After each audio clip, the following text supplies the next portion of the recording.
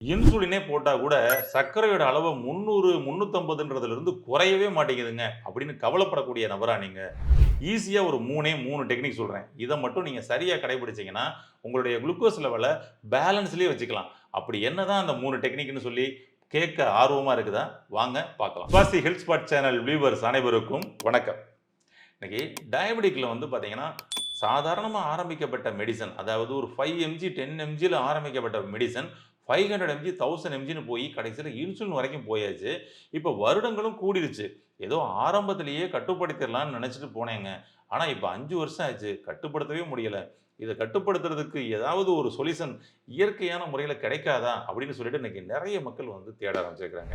நம்மளுடைய சுவாசி டயபெடிக் ஹாஸ்பிட்டலுக்குள்ள வரக்கூடிய ஒவ்வொரு நபரும் கேட்கக்கூடிய கேள்வி, இதிலிருந்து நான் ஏதாவது டோட்டலா வெளிய வர முடியுமா? அப்படீன்னா, நிச்சயமாக இந்த டயபெட்டிக்க எப்பவுமே கட்டுக்குள்ள உங்களால வச்சுக்க முடியும். அதுக்கு முழு மூல காரணமா யார் இருக்க போறாங்கன்னா, அது நீங்க தான்.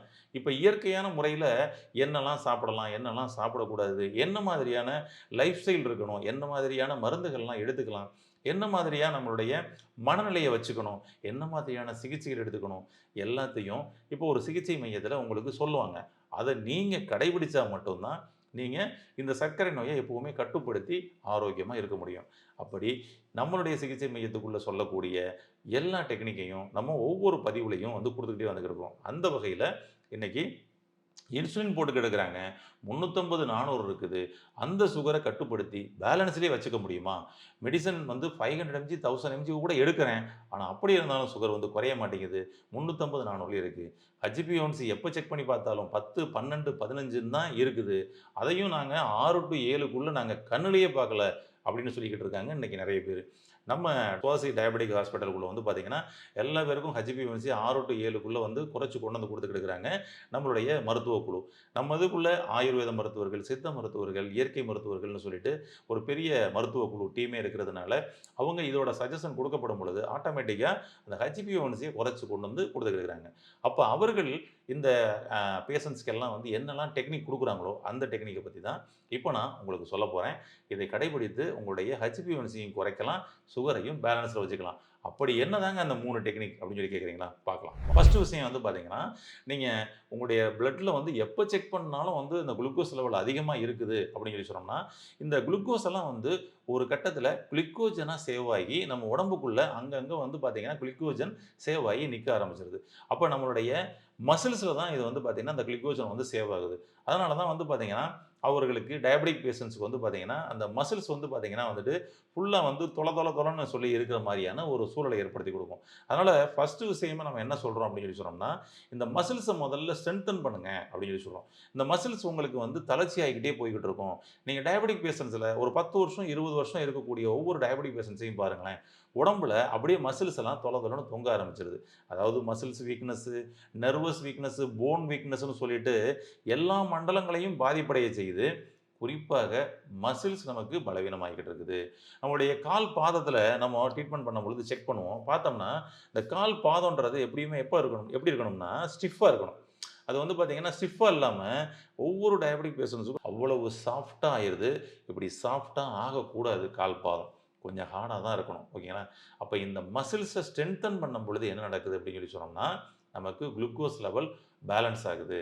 மசில்ஸ ஸ்ட்ரெங்தன் பண்றதுக்கு என்னங்க பண்ணலாம் அப்படின்னு சொல்லி சொன்னோம்னா, அதுக்கு வந்து பெஸ்ட் வந்து பார்த்தீங்கன்னா வந்துட்டு, நம்ம வந்து சைக்கிளிங் போறது, வாக்கிங் போறது, அல்லது ஏதாவது ஜிம்ல போய் வொர்க் அவுட் பண்றது, எனி ஒன் ஏதோ ஒண்ணு ஒரு எக்சர்சைஸ் வந்து அவசியம் நீங்க பண்ணுங்க. டெய்லி ஒரு 1 ஹவர் வந்து பார்த்தீங்கன்னா, உங்களுடைய ஹெல்த்துக்காக அப்படின்னு சொல்லிட்டு நீங்க நேரத்த ஒதுக்குங்க. காலை நேரமாகவும் இருக்கலாம், அல்லது மாலை நேரமாகவும் இருக்கலாம். இது அவசியம் கடைபிடிக்க ஆரம்பிங்க. 1. இப்ப இந்த இடத்துல வந்து பார்த்தீங்கன்னா, உங்களுக்கு வந்து அழகா சூப்பரா சுகர பேலன்ஸ் பண்றதுக்கு ரொம்ப அருமையா இருக்கும். பட் 2வது டெக்னிக்கா ஒண்ணு சொல்றேன். இது உங்களுடைய உணவு முறையில ஏற்படக்கூடிய ஒரு டெக்னிக். என்ன அப்படின்னம்னா, நெறைய நம்ம மாவுச்சத்து உணவுப் பொருட்கள பல்வேறு வடிவங்கள்ல நம்ம வந்து சாப்பிட்டு வந்துகிட்டு இருக்கிறோம். தோசை, இட்லி, இடியாப்பம், புட்டு, பணியாரம் அப்படின்னு சொல்லிட்டு டிஃபரெண்ட்டா சாப்பிடுறோம்னு சொல்லி நம்ம நெனச்சுக்கிட்டு, ஒரே மாவ வேற வேற வடிவத்தில வச்சு சாப்பிட்டுக்கிட்டு இருக்கிறோம். அவ்வளோதான் விஷயம். இந்த மாவுச்சத்து உள்ள பொருட்கள் என்ன பண்ணுதுன்னா, குளுக்கோஸ் லெவல அதிகரிச்சு குடுத்துருது. இந்த மாவுச்சத்து உள்ள பொருட்கள நீங்க வந்து அவாய்ட் பண்றது தான் ரொம்ப நல்லது. ஒரு டயபெடிக்ன்னு தெரிஞ்சு போச்சு. சுகர் 300, 400க்கு கீழ இறங்க மாட்டேன்னு தெரிஞ்சு போச்சா, உடனடியா நீங்க மாவுச்சத்து உணவுப் பொருட்கள முதல்ல கட் பண்ணுங்க. கட் பண்ணிட்டு அப்புறம் என்னங்க பண்ணணும் அப்படின்னு சொல்லி சொன்னோம்னா, ஒரு வேளை உணவு புரத உணவாக எடுத்து பாருங்க. இந்த புரத உணவாக நீங்க காலை உணவு எடுத்துக்கிட்டீங்க அப்படின்னு சொல்லி சொன்னோம்னா, உங்களுடைய சுகர் அப்படியே ஹை பீக்ல ஏறும் பாருங்க. சல்லுன்னு அப்படியே இறங்கும். வேணா நீங்க செக் பண்ணி பாருங்களேன். ஒரு தோசை, ஒரு மாவு தோசை சுட்டு, அத சாப்பிட்டு பாருங்க. அத சாப்பிட்டுட்டு சாப்பிடுறதுக்கு முன்னாடி உங்களுடைய சுகர் லெவல செக் பண்ணிக்கங்க. ஒரு 1 மணி நேரம் கழிச்சு உங்களுக்கு அந்த மாவு தோசை, அரிசி மாவு தோசை சாப்பிட்டுருப்பீங்கல்ல, 1 மணி நேரம் கழிச்சு சுகர செக் பண்ணி பாருங்க. குறைஞ்சபட்சம் 90 பாயிண்ட்ல இருந்து ஒரு 150 பாயிண்ட், 200 பாயிண்ட் வரைக்கும் கூட ஏறியிருக்கும். பொதுவா சாப்பிட்டதுக்கு அப்புறம் வந்து சுகர் கூட தானங்க காமிக்கும் அப்படின்னு சொல்லி நீங்க சொல்லலாம். நீங்க அதே வந்து ஒரு பாசிப்பயிறு தோசை சரிங்களா? அதாவது புரோட்டீன் தோசை. அதுவும் தோசை தானே! அப்படி நீங்க ட்ரை பண்ணி பாருங்களேன். அப்புறம் அது கூட வந்து பார்த்தீங்கன்னா, கொஞ்சம் புதினா சட்னி. இப்படிலாம் வந்து பார்த்தீங்கன்னா வந்துட்டு, புரதச்சத்து உள்ள உணவுகள் மாரி வந்து பார்த்தீங்கன்னா, ஒரு தோசை ரெடி பண்ணி, இது கூட வந்து அந்த புதினா சட்னியெல்லாம் வச்சுட்டு, நீங்க சாப்பிட்டு பாருங்க.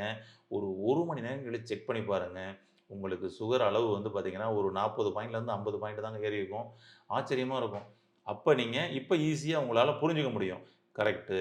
மாவு சத்து உள்ள தோசை 2 சாப்பிட்டுப்புட்டு, இட்லி 2 சாப்பிட்டுப்புட்டு, என் சுகர் குறையலன்னு சொன்னோம்னா, அப்ப நம்ம மேல தான் தப்புன்னு நீங்களே வந்து உணர முடியும்.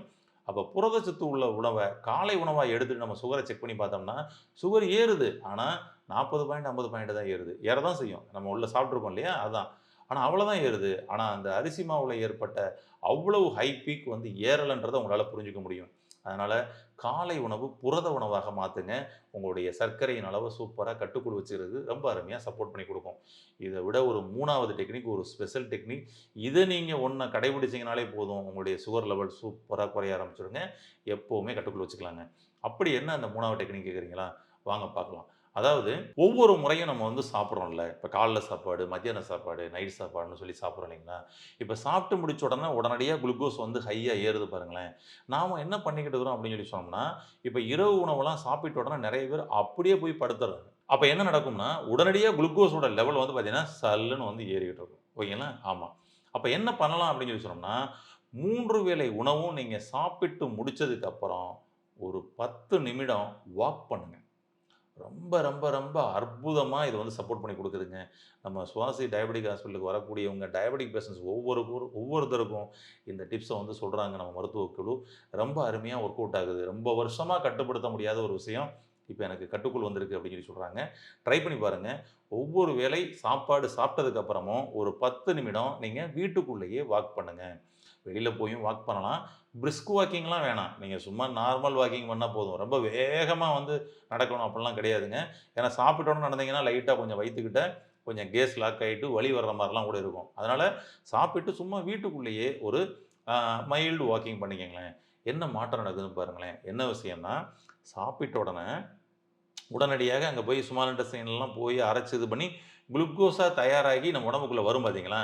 உடனடியா நம்ம என்ன பண்ணியிருக்கோம் அப்படின்னு சொல்லி சொன்னோம்னா, அதற்கு ஒரு ஆக்ஷன் செய்ய ஆரம்பிச்சுடுறோம். அப்ப இந்த குளுக்கோஸ உடனடியா செலவழிக்க ஆரம்பிச்சுரும். அப்ப இந்த குளுக்கோஸ செலவழிக்க ஆரம்பிச்ச உடனே என்ன ஆயிரும் அப்படின்னு சொல்லி சொன்னோம்னா, நம்ம ரத்தத்தில வந்து இது போய் கலந்து அதிகமா கூட காமிக்கும்ல, அதெல்லாம் காமிக்காது. அப்ப நீங்க நீங்க இன்சுலின் போட்டுக்கிட்டு இருக்கிறீங்களா?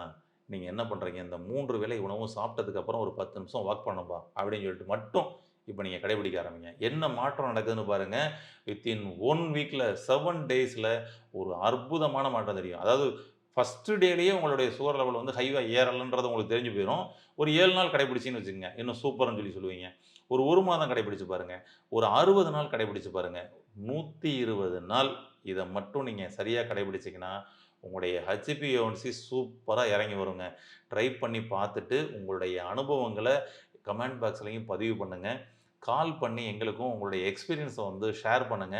உங்களுடைய நண்பர்கள், உறவினர்கள் யாராவது இருந்தாங்கன்னா, இந்த டெக்னிக்க அவர்களுக்கும் சொல்லி கடைபிடித்து, அவர்களையும் சர்க்கரை நோயிலிருந்து மீண்டு வெளிவருவதற்கு உதவி புரியுங்க. டயபெட்டிக்க ரிவர்ஸ் பண்ண முடியுமா? ரிவர்ஸ் பண்ண முடியுமான்னா, இது மாரி சில விஷயங்கள கடைபிடிச்சா மட்டும் தான் டயபெட்டிக் ரிவர்ஸ் அப்படின்ற விஷயத்துக்குள்ளேயே நீங்க காலடி எடுத்து வைக்க முடியும். ட்ரை பண்ணி பாருங்க. ஈஸியான டெக்னிக் தான். இந்த 3 டெக்னிக்க கடைபிடித்து உங்களுடைய சர்க்கரை நோயிலிருந்து வெளிவருவதற்கு வாழ்த்துக்கள். நன்றி.